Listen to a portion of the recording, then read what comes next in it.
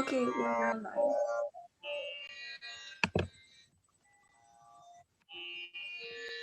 Hi everybody, welcome to EVCT. I'm Sharvari. And I'm Swara. Today we have Dr. Reti Kamath to teach us about Indian classical music.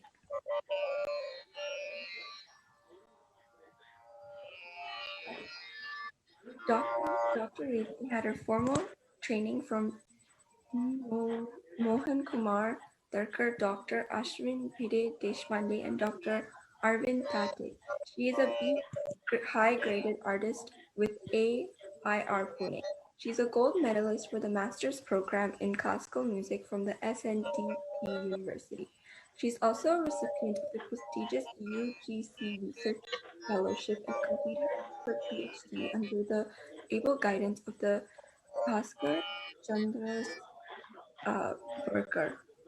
She has performed She in many prestigious music festivals in India and has received many awards for her contribution in the field of music. Dr. Kamath loves teaching as well. She's a founder and director of Ashirwand Music School, Pune, which has students in Pune, Melbourne, and USA. She has composed many compositions in classical music and devotional music. She has curated many concerts based on classical music. Her works Aram, The Beginning of a Musical Journey for Beginners in Classical Music, and her self-composed sung devotional album Satpani has received a very good response from India and abroad. Besides, she also has a classical music album under the label of Raga NXT to her credit. You can start, ma'am, whenever you're ready. Yes, I'm ready. Thank you, Sharvari. Um, First of all, my humble pranams to Mohanji, and thanks to Swara for giving me an opportunity to be a part of your team today. It's really lovely to interact with all of you, such young people, and I love interacting with young people. So it's really my privilege to speak on something that I really like to speak about, and that is Indian classical music. I would like to begin with a small Ganpati Stotra since it is Ganesh Chaturthi. It's based in Ragyam. वक्रतुण्ड महाकाय सूर्यकोटि समप्रभ निर्विघ्नं कुरु मे देव सर्वकार्येषु सर्वदा.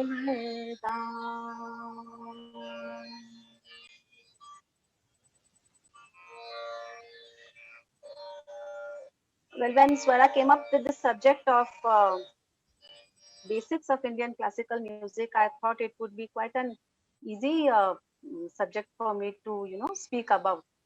But as I thought about it, as I pondered about it, the more I thought of it, it became more and more complex. And I realized it's a very vast subject, too vast and too deep, to speak in a stipulated time and on this platform. But nevertheless, I decided to quickly brush by few important aspects of Indian classical music. Uh, I'm not sure, I'm not very much aware of how many of you have been really exposed to classical music as such, but I'm sure you must have heard names like Bharat Ratna Pandit Bhimsen Joshi, Pandita Kishorita Yamonkar, and lately we have lost Pandit Jasraj ji, Sangeet Martand Padma Vibhushan Pandit Jasraj ji, who was a father figure in the world of classical music. And today I attribute this presentation to him. So when we think of the basics of Indian classical music, so when I was thinking about the meaning of what actually the word classical means, I tried to find out as many meanings as possible, but two meanings that really hit me and they uh, resonated with today's subject was, the first meaning is serious and having value that lasts. So this is a very important part, the value that lasts. And secondly, it's traditional. So, well, if you all have watched the recent web series on Amazon Prime, Bandish Bandits, you may have an idea of what is the seriousness of classical music. The commitment, the dedication, the discipline is what is classical music is all about. Although the subject today is Indian classical music, I will briefly touch upon some important aspects like the gharanas, the Guru Shishya Parampara, Raga Sangeet, Sur Tal, and many other aspects. So let's begin with the evolution of Indian classical music. Indian classical music dates back to the Vedic era, and it is believed that the whole set of notes, that is Sare Gama Padhani, all the 7 notes were developed into this in this era. And thereafter, the evolution of Indian classical music took place. It's still evolving along with the, because it is subject to social, political changes. So with the cultural invasions, there was a lot that was affected in India. The Indian food, the Indian sense of dressing, art, literature, sculpting, and of course, music was no option. So, music was no exception. So, Indian classical music underwent a phenomenal change during the Mughal Empire, when there was a clear impact of the Mughal or the Persian influences on the Indian culture. And this change was mostly felt in the northern part of country, extending up to Karnataka in the south. Tamil Nadu and Andhra Pradesh seem to have had a less impact. And that is where the Indian classical system branches out into 2 classical systems. That is the Hindustani classical system, which occupies the dominant space in the northern India, and the Karnataka Sangeet, which occupies the dominance in the southern states of Tamil Nadu and Andhra Pradesh. But together, they are the Indian classical music. So I think India is the only country in the world to have 2 systems of classical music. Now, I would like to draw your attention to some of the basic concepts in Indian classical music. The basis for any music system is, of course, the note and the tempo, which is what we call in Indian classical music as swara and lay. So, swara, let's come to swara first. There are basically 5 notes, which we all know, and those are sa re ga ma pa dha ni. These are the 7 notes. Then we have 5 variants of the notes re, ga, dha, ni, and ma. These variants for the re, ga, dha, and ni are at a lower frequency than the parent note, and that is why they are called the komal swar. The note madhyam or ma has a higher variant, which is called the tivra madhyam. So komal meaning flat and tivra meaning sharp. So altogether, the 12 notes constitute the basis of Indian classical music. Shrutis. Shruti is the identity of Indian classical music. It is the microtonal distance between 2 notes. Now, when I say sa, re, I'm actually singing 2 different frequencies. Sa is a lower frequency, re is a higher frequency than sa. But there are in between frequencies. There are frequencies in between sa and re, which are not audible to us.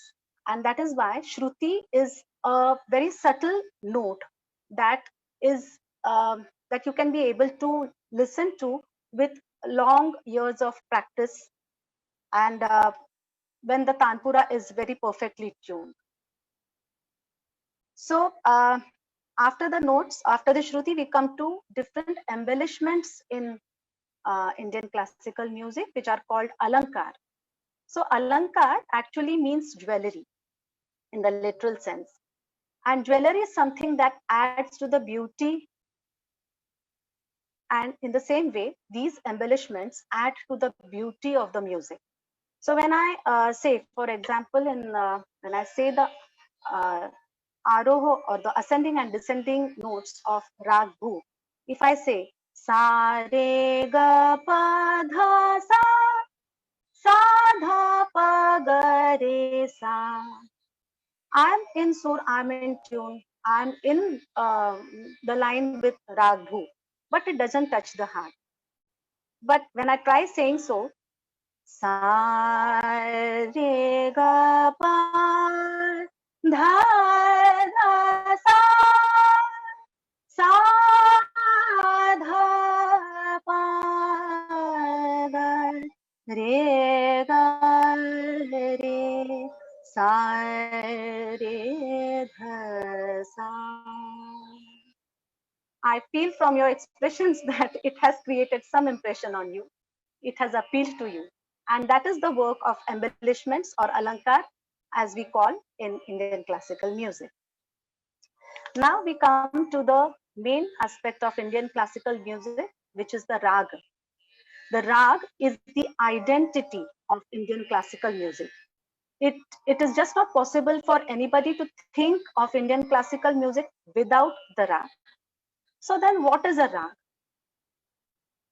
In the Sanskrit text, it has been described as Ranjayati iti ragaha. So that which creates emotions, that which is pleasurable, is called a rag. So how is this rag developed? Of course, it is developed from the basic 12 notes that we just saw. It is a combination of notes set to an ascending and a descending order. This is a very basic and a very crude definition of rag, because a rag actually is much, much, much more than what I'm trying to explain it to you right now. But for your understanding at the basic level, it is enough for you to understand that a rag is a combination of notes which has a specific direction in the ascending and the descending. The ascending is called the aroha and the descending is called the avaroha. And there are other restrictions or disciplines of the rag that has to be followed. The freedom of a rag. Now, when I say, let us take the example of Bhoop again. Sa re ga pa dha sa dha pa ga re sa. So this is the framework of rag Bhoop. I have 5 notes with me: sa, re, ga, and pa, and the. So whatever I feel I need to explore with these 5 notes has to be done within this framework of the aroha and the avroha, that is the ascending and the descending. So I can, in mathematical terms, you can call it a permutation and combination. I'm combining and permuting the notes and I'm trying to make an alap out of it. So at a very crude level, let us call it a combination of notes. Sa re ga re sa re dha sa re re pa ga pa dha pa ga re sa re dha sa. So this is a combination, and I worked in the framework of the aroha and the avroha. So there are other features of the rag that need to be understood, and I think that will be going much into a technical detail right now, which I don't want you to go in. So for your understanding, a rag is something, it's a melody. It's a melody, and it is a combination of notes with a specific structure. So the unfolding of raga goes in the way like I demonstrated just now. Ah, So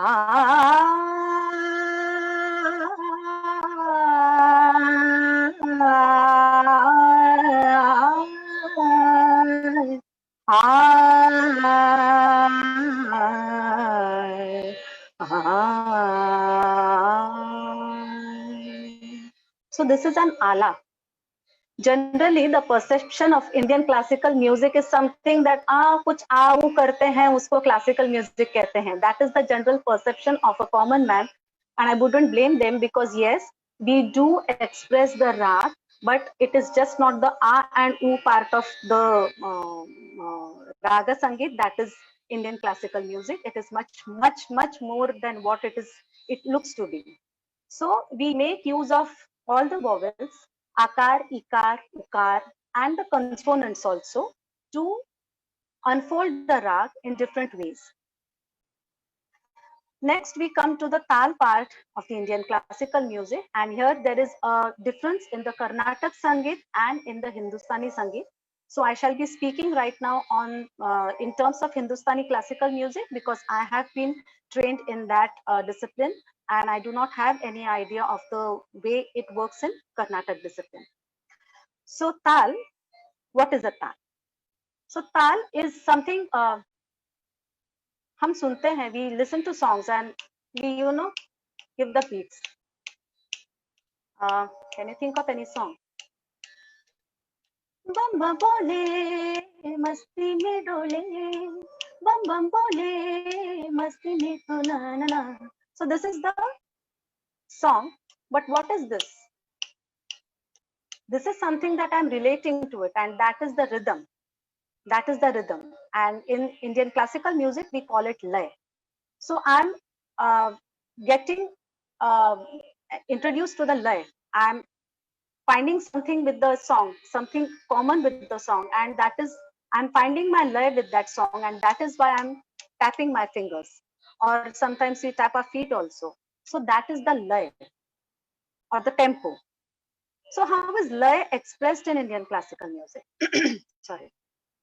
Lay is expressed in the form of matras. So this is the beat, and for the Indian name for the beat is amatra, right? So this is the matra, and a group of matras constitute a tal. So there are different groups of matras in Indian classical music, which I mean to say there are different tals in Indian classical music. Let us take a very simple example of tal rupak, which has 7 beats, 7 matras. It has its own language. Every tal has its own language by which it is very distinct. So these the language it has carries the bols of the tabla. So just as the raga has its language in terms of the notes, the the language of the tabla also has its own set of words like ta, dhin, na, tu, kat. So taking the example of rupak, ti, ti, na, dhi, na, dhi, na, ti, ti, na, dhi, na, dhi, na, ti. Now you must have observed that after 7 matras are completed, I'm again coming to the first matra. So what is this? Why I'm not saying the 8th matra or the 9th, why I'm not continuing it in a cycle? Because Indian music has this concept of avartan. The cyclical movements of the matra in a tal is called an avartan. And an avartan is a very important point in Indian classical music. Basically because it and just a moment, I have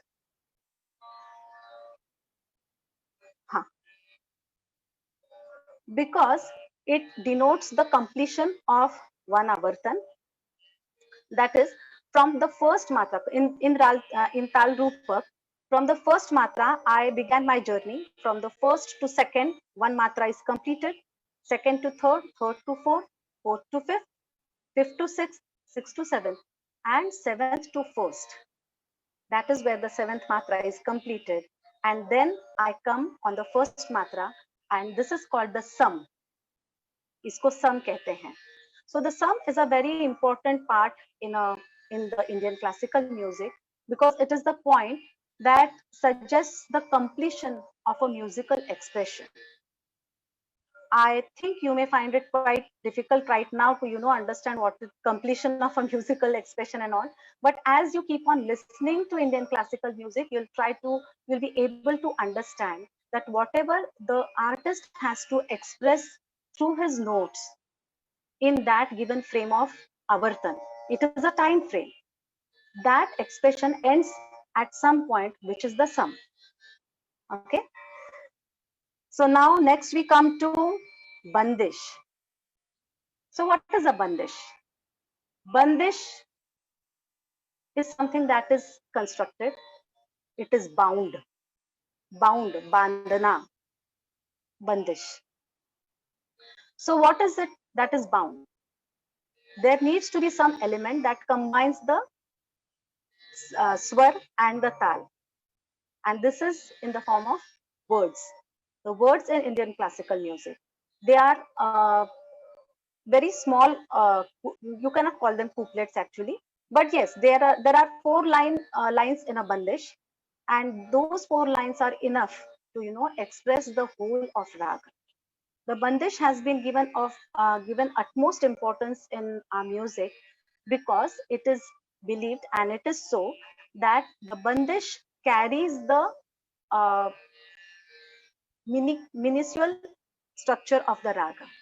So if you understand the bandish, if you know the bandish, it becomes you get a better view of how you're going to unfold the raga. So actually, the bandish is the pointer for unfolding the raga.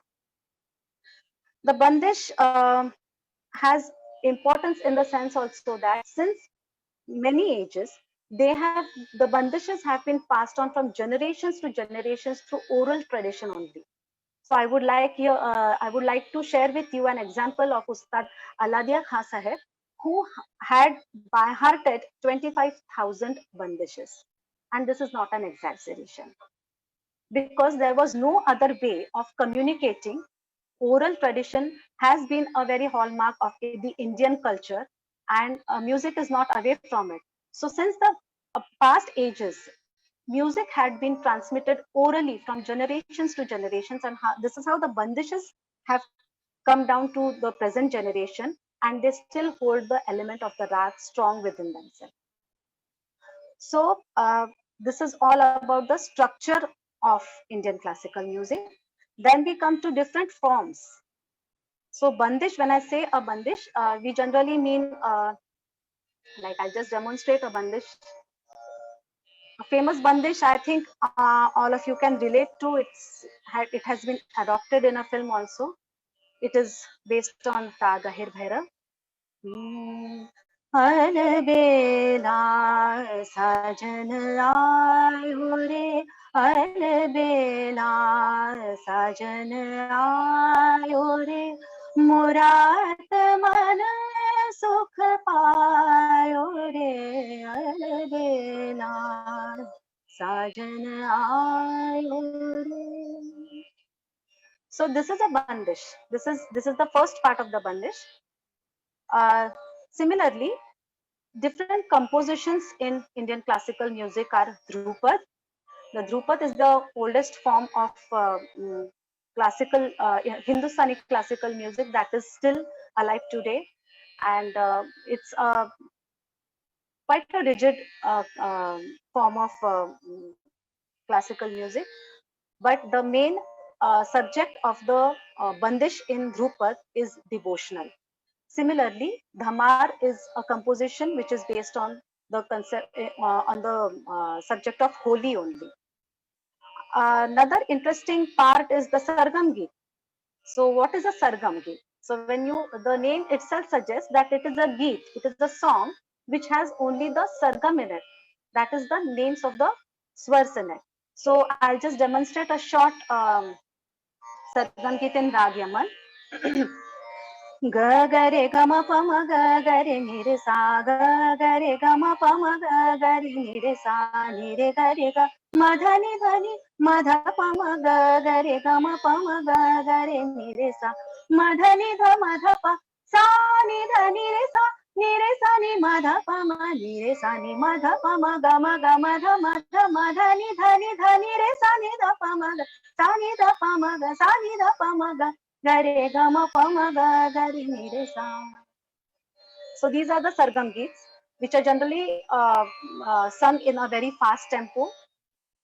Then we come to Tarana. I'm sure most of you must have heard about Tarana. Tarana is a composition in Hindustani classical music. I believe it is called a Tillana in Karnataka music. Shreya, just correct me if I'm wrong. The Tarana has words which seem to be meaningless. Till now, it was thought that these words do not have any meaning, but some recent research suggests that they have their origin from the Persian language, and they might have been diluted while adopting into this form. So another form I would like to demonstrate is the Tarana, again in Rag Yaman. तानूम धीर धीर तदिया नरे तानूम धीर धीर तदिया नरे तदारे तदारे उदतन नूम तदारे दानी तारे तारे तदारे तदारे धेतिले तिलाना तुम तारे दानी तुम तना दीन तना तदारे तारे दानी तानूम धीर धीर तदिया नरे. So you can make out, I can see from your expressions that you're finding this very interesting. And yes, it is a very interesting part. And that is generally performed in the Drutlay, but there are some compositions which are performed in the Madhyalay also. So similarly, we have other compositions like Chaturanga, where there are uh, mm, four I say concepts woven together. One is the Sargam, one is the Tarana, one is the bowls of the Pakhavaj or Tabla, and one is a line in Sanskrit or Hindi. So that is a combination of all these in a Chaturan. Chatur means four. So similarly in Trivat, which means three, we have a combination of the Tabla bowls, the Tarana and the Sargam. So in these ways, there are many interesting forms in Indian classical music that, and I just want to tell to the audience that yes, Indian classical is much, much more than just doing ah and oo. So I would request the audience also, to all of you in this teenagers club, to go on to YouTube, listen to many recordings, and I'm sure it will be interesting for you. Then we come to the schools of thoughts, which are called gharanas in Indian classical music. So basically, these schools of thoughts are nothing but the styles of renditions. There are some schools like Kirana Gharana, to which Pandit Bhimsenji belonged to, which lay emphasis on the swar part. Of course, the swar and tal is important in every aspect, in every gharana. That is an underlying rule. But there is a different approach to the swar in Kirana Gharana. Sorry. Then again, we have the Agra Gharana, which lays more emphasis on the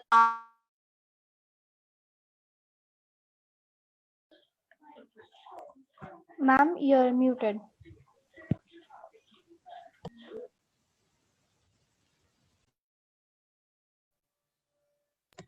Yes, no.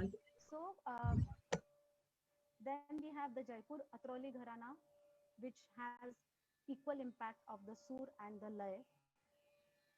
And there are many other gharanas like Gwalior Gharana, which is the main gharana from where all these gharanas originated. Patiala Gharana, Punjab Gharana, Banaras Gharana. So all these are different styles of singing, and these again have been passed on from generations to generations, and these gharanas hold importance today also. Now we come to the performative part of Indian classical music.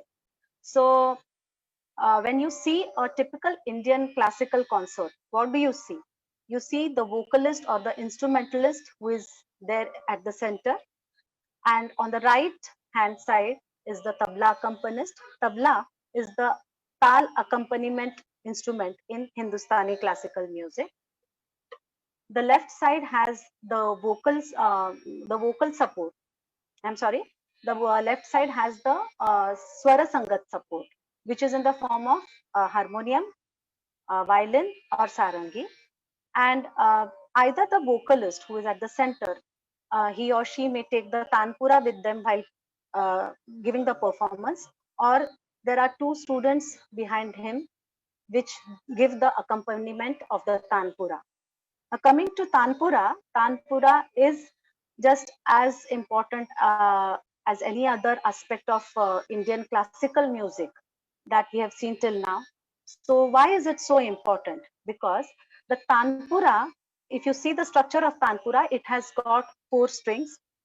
The traditional tanpura that I'm talking about, it has 4 strings which are tuned to sa and pa. Right? But through these 4 notes, the sa and pa, in the sense, the first note is the pa, the lower pancham. I'm sorry, I forgot to speak about saptak, the concept of saptak in Indian classical music. It is relevant over here, so I'll just briefly touch on it. So saptak is a group of 7 notes, and the saptak concept is similar to the octave in Western classical music. The saptak in Indian classical music is sa re ga ma pa dha ni. This is the Madhya Saptak. The Tara Saptak or the higher Saptak will begin from sa re ga ma and on. Right? The lower Saptak or the Mandra Saptak will go from the notes below the sa. So this is my sa. Sa ni dha pa ma. So that is the Mandra Saptak. So the Tanpura is tuned to the Pancham, the Pa swar from the Mandra Saptak. The middle 2 strings are the Sa from the Madhya Saptak, and the last string is the Sa of the Mandra Saptak. So when it is a perfectly tuned Tanpura and you have a very sharp ear for music, you can listen to all the notes, all the 12 notes that come from the Tanpura in the form of harmonics. But this requires a very, very detailed and in-depth, concentrated study for many years together. So that is why the Tanpura is the canvas. It is the canvas on which the performer, the vocalist or the instrumentalist paints his picture of the rag. Now we come on to the Guru Shishya tradition. So Guru Shishya Parampara, as we all know, is a hallmark of the Indian culture, our heritage, because it has been, education has been imparted orally since the Vedic era. And similarly, music has always been passed on orally from the Guru to the Shishya. So you may have come across some stories where the Guru has tested the Shishya by making him do the household work for quite a number of years, and still he's not ready to teach him. So there is a reason behind it, that in the earlier days, the Gurus used to test the willingness, the dedication, their need, their urge to learn music. And that is how the students were tested, and they were given training in Indian classical music. Nowadays, due to the less availability of time, the Guru Shishya Parampara is not much seen. But the Guru Shishya Parampara not only benefited the student in terms of music, but the student absorbed everything that the Guru was, besides music also. And this, some of this element is quite missing in today's way of teaching. Now coming to Indian classical music and spirituality, I find many things are common in both of them. First of all, I believe that India has always shown the world the path to spiritual progress. And I feel Indian classical music is uh, mm, one of the extensions of this. So let's see why I feel like that. A spiritual seeker has a guru and a shishya. There is a guru shishya relationship in the spirituality path also. Same way we are having the guru shishya relationship in Indian classical music also. There is sadhana in spirituality. There is sadhana in Indian classical music also. Without sadhana, reaching our goal is just unthinkable. So, what is a sadhana? Sadhana is a serious practice, and that is why when we think of classical as serious, the term serious comes in this context, that you have to take music as a part of your devotion. It should be seen as a path to devotion, and most of the times it has been believed also that finding moksha or salvation, the path to salvation, music is one of the ways to achieve that moksha. So sadhana is something that you keep on doing. What does the sadhana? In the spiritual terms, yes, the term sadhana is there. In the musical terms, we call it riyaz. Sadhana is much more than a riyaz. It is a very enhanced stage of riyaz, I must say. So riyaz is a rigorous practice, a commitment to the guru, a commitment to oneself, a commitment towards one's music. And I remember this dialogue from Bandish Bandits, where the mother says to her son that music is discipline. I feel that that one line says it all. So while doing the riyaz, while getting engrossed in music, what happens to us? What is it that connects to us, connects music to us? So the concentration or the focus, the intention of the seeker is what is important. The more you get absorbed into it, the more concentration, the more focus you develop. And I believe that music is definitely a very strong uh, way, a channel to realize these qualities in you. I believe you have been also told to get up early in the morning. The impact and the what you call the advantages of getting up early in the morning, how it helps you in your being. So in the same way, we have sadhana in the early mornings, where we get up at around 4 o'clock. And even though I don't practice it right now, I had done this in my initial years. I had listened to Tanpura for hours together. And that is when I started realizing the importance of Tanpura and the harmonics that developed from them. The early morning time is the precise time because it is very quiet. You can focus, and that is how the ability to concentrate more, it is, it gets developed, and it shows in everything else you do besides music also. So this is the sadhana that a student is expected to do in her musical journey. Then again, I feel that the ego is a very important thing which we need to keep aside, and that is what spirituality teaches us actually. Sorry. In the same way, we always in music also, if we have the humility, and we have the what can I say, if we have the humility to accept our own mistakes and to accept what is good that is being given by the grace of God, then I'm sure that we'll all be free of having that, I did this, I sung that, this is my concert, I've done so many concerts, I've got so many awards, so I'm the best. So these feelings, they really don't count as an artist at all. And that is why I feel there's a very strong connection between spirituality and Indian classical music. Another important thing of Indian classical music is that it necessarily has an individualistic approach. There is no collective singing or playing on the stage, like we see mostly in the Western classical music concerts. The freedom to express in the given framework has a very individualistic approach, and hence it differs from artist to artist. There is no predetermined written set of notes that have to be followed.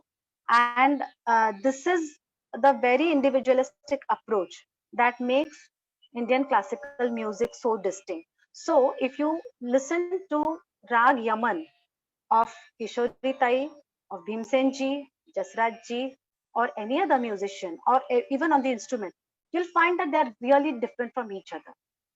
So what is the distinctive quality? I mean, all are singing in the framework of Rag Yaman. Ni re ga ma dha ni sa ni dha pa ma re ga re ni re ga re sa. This is Yaman. But then what is it that makes it so different? So it is the sadhana, it is the individual personality that is reflected in everybody's rendition, and that is why we find so many different Yamans today. And since ages, Yaman is a very age-old rag, but today also it is as fresh as ever. Why? Because it has been developed by different musicians in different ways, and that is the hallmark of Indian classical music, I believe. So with this, I think I am done for today. Is if anybody is interested in knowing the question, getting the questions, I'll be happy to answer them if I can. Okay, I think Swara wanted to ask the questions, or Swara, do you want to ask the question?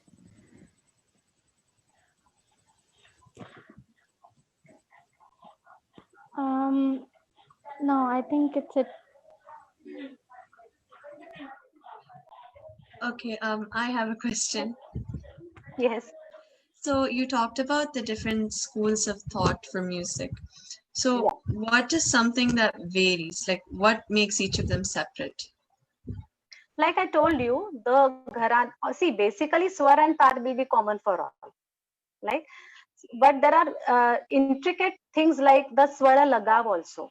How a musician in Kirana Gharana will approach a swar, how a person or how an artist from other gharana will approach the same swar. There are layers of it, you know. It's just not speaking. I spoke very crudely on that subject because I didn't want to go into the technical details. But yes, swara and tal, lay are the basic points on which the gharanas have developed their identity. So when we think of Kirana Gharana, we think of sur first. It's not that those musicians don't sing in lay or they don't do laikari or wo tal mein kache, aise kuch nahi hai. It is just that the sur comes in front of us before anything else. The sur of Kirana Gharana. Similarly, in Agra Gharana or Jaipur, Agra Gharana, it is not that those all the musicians in those in that gharana are besur or they cannot sing. ऐसे नहीं है. बहुत अच्छा गाना है. They sing so beautifully, but they have a tendency to go more towards the lay aspect of music, and that is what differentiates each gharana.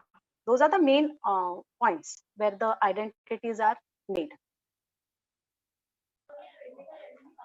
I have a question for you, ma'am. I just wanted to ask you that when you started with your journey towards classical music, can you share some incidences that inspired you to continue further on this path? Sure. So I started learning at the age of 16, which is quite late. But there was reason for it because my father was posted in the army, so we were always traveling around, and so I couldn't get one, continuous learning practices from anywhere. But yes, I was a very vivid fan of Vivid Bharati, and I used to listen to a lot of Bollywood songs. And in fact, I used to follow my elder sister, who is a very good singer, and she was the model for me. So I used to sing a lot the Bollywood songs. I was not interested in classical music at all because I hadn't heard much of it. Although my parents were into it, they were fond of listening to classical music, but then I was not much more inclined towards it. But when I first listened, when I was in, I suppose in 8th or 9th, I believe, I listened to my guru, Dr. Ashwini Bhide Deshpande's album with Rag Yaman and Tilak Kamor. Just a moment.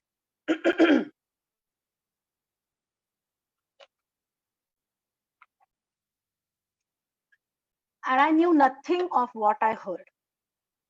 All I knew that I liked this.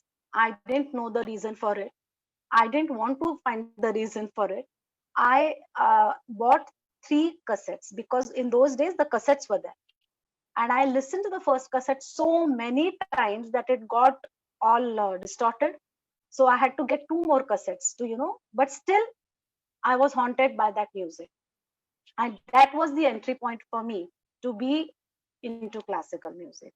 And secondly, my mother was very keen that I learn music. So when we shifted to Pune, I started my initial lessons with my first guru, Pandit Mohan Kumar Darekar. And that is how the journey began.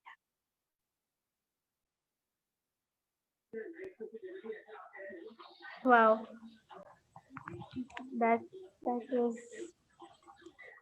really something. So there is, I would like to share that there is enough scope for all of you to still turn to classical music if you haven't. I'm sure you will like it. See, classical music is not something that suna aur acha laga. Aise nahi hota hai. You need to develop taste for that. And that taste is developed when you go to the guru, you start learning, you try to understand. And you explore. Nowadays, though, you have so much at your fingertips. You can just listen to any recording whenever you want to. So at our times, we used to have the cassettes. We used to go and buy the cassettes. Whatever new music album was there in the market, are chalo chalo Veena Tai ka ye aaya hai, ye leke aate hain.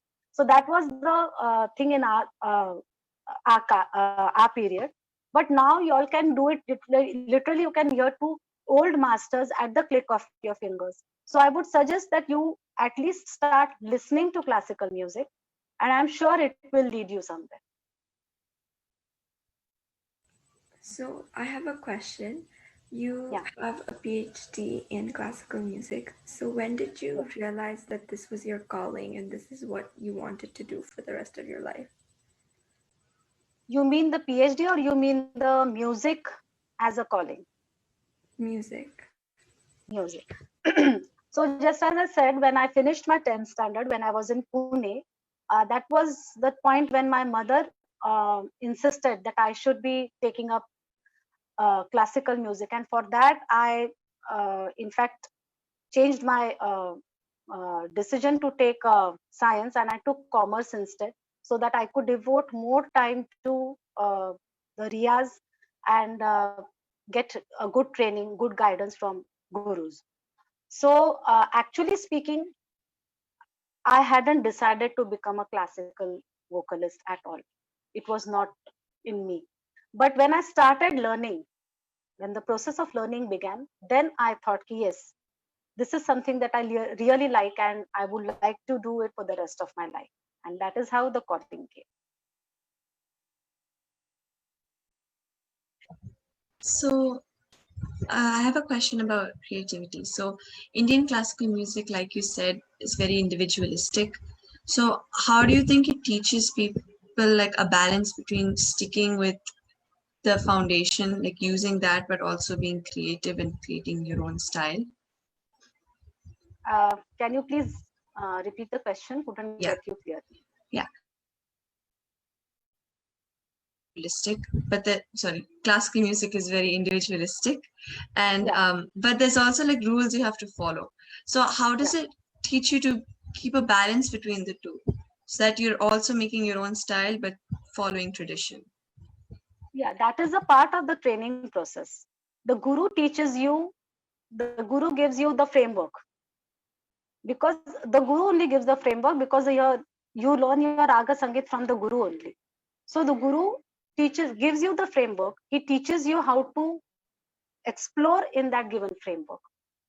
And after that, after putting in years of your thought, your riyaz, it comes very easily to you. You don't have to then think कि अरे ये framework है और मैं यहाँ जा रही हूँ. This doesn't happen then. Initially, it does happen, because then you're new to that track. So you have to be very, very careful about the framework in which you're working. But once you get used to that framework, and that is through riyaz, that is through thinking, that is through your own contemplation, that you think about the rag, you visualize the rag. And this takes a lot of time. It doesn't happen in an overnight or 15 दिन में ये राग आ गया, ऐसे नहीं होता है. Initially, you need the help of the guru, and of course, with the help of the guru, that is how you mark your entry into a certain raga. For example, if I'm learning, if I'm teaching raga, rag bhoop to my student, I will ensure that the framework is not disturbed, and I'll ensure that she gets the training of bhoop within that framework. And over a period, when I feel that she's picked up quite well, then I'll ask her to sing bhoop. And if I find something which is not uh, in the framework of bhoop, I'll correct her immediately. So that is the way. So, you have to explore. You make mistakes. You have to do mistakes. Otherwise, it's all this exploration is just not possible. You can't be perfect in everything. You have to make mistakes. You have to move on, and you have to learn from those mistakes. So that is how practicing, and practicing. It makes you get you get the balance of doing your creativity in the given framework.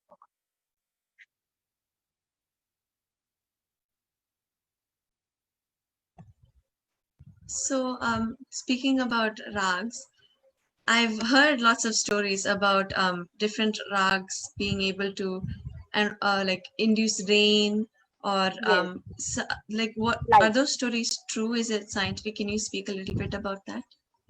Um, See, I do not have any idea about the scientific base for it. Uh, but there are stories of Tansen when he sang the Deepak Raga.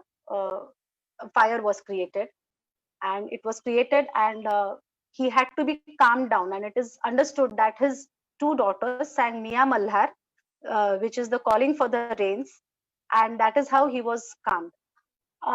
This can be taken as a story. I don't know if it really had happened in that period.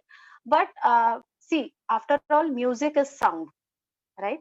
So, in terms of, I'm not a very good physics student, pardon me, but in terms of physics, at least I feel there must be some dynamics of the sound which might have created. We all know that a certain level of sound is capable of breaking the glass also.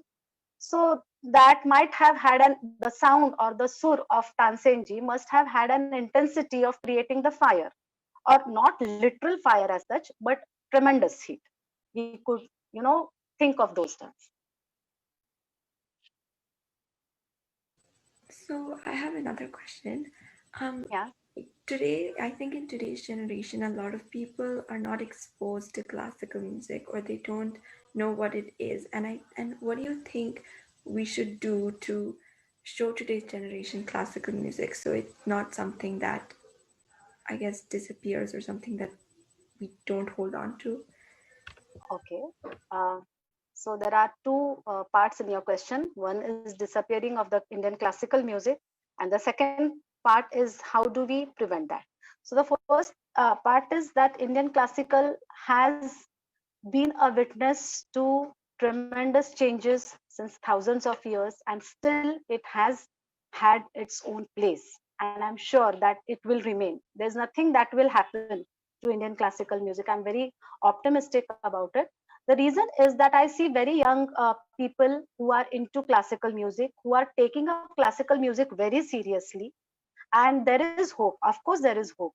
And as you said, that we need to make the uh, children, I should say, teenagers of your age, people of your age, more conscious about it.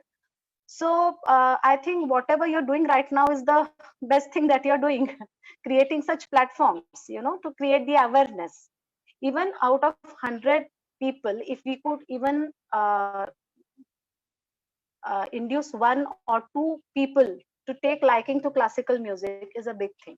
Because see, like I said earlier, classical music is not something that can be forced upon, and it cannot be liked in overnight. You have to develop a taste for it. There is no other way. And developing taste, yes, it takes time.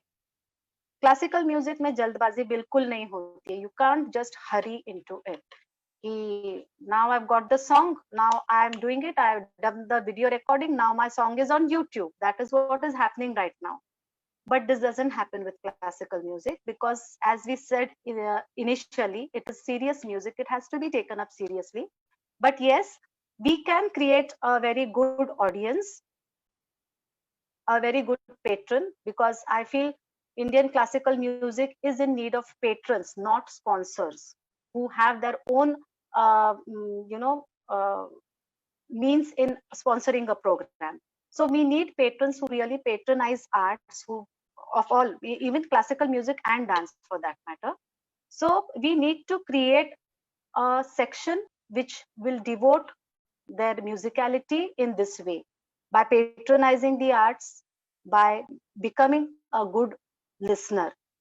Everybody cannot become a performer, that is for sure. We need good teachers, we need good listeners, because a good listener, I think, has a very great impact on the performative practices that are in the society, going on in the society. And all of you who are so young today, I'm sure you'll be taking up your jobs a few years later, maybe in 4 or 5 years, you'll be doing some of your jobs. But then, if you have that awareness that yes, we owe something to our country, we owe something to our rich tradition, and how can I do it? That, so if you patronize, the culture will also, the music will also remain, and that will be a great service to the Indian classical music. That is what I feel.